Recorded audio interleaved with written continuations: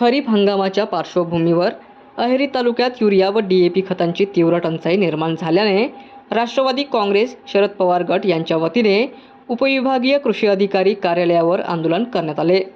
या आंदोलनाचे नेतृत्व माजी जिल्हा परिषद अध्यक्षा भाग्यश्री आत्राम हलगेकर यांनी केले।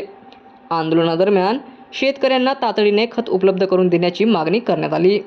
त्यानंतर कृषी अधिकाऱ्यांसोबत झालेल्या चर्चेत आजपासून म्हणजेच मंगळवारपासून 22 मेट्रिक टन खत शेतकऱ्यांना वितरित करण्यात येईल असे लेखी आश्वासन देण्यात आले।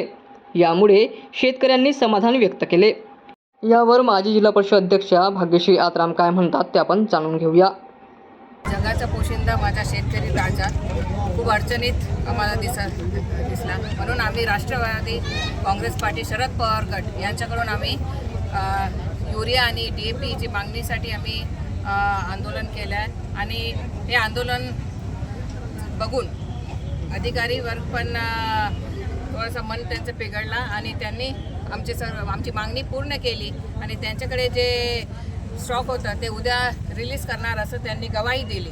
बाकीचे पण मागणे आमचे होते, पण आम्ही हे जे आमचे शेतकरी लोकांचे जे दुःख दर्द होतं त्यांना दिसत नव्हता, म्हणून आम्ही त्यांना चष्मा दिला की कमीत कमी ते लावून आमचे शेतकरी लोकांचे दुःखदर्द बघतील आणि त्यांचे जे समस्या आहे ते निवारण करण्याचा ते प्रयत्न करतील।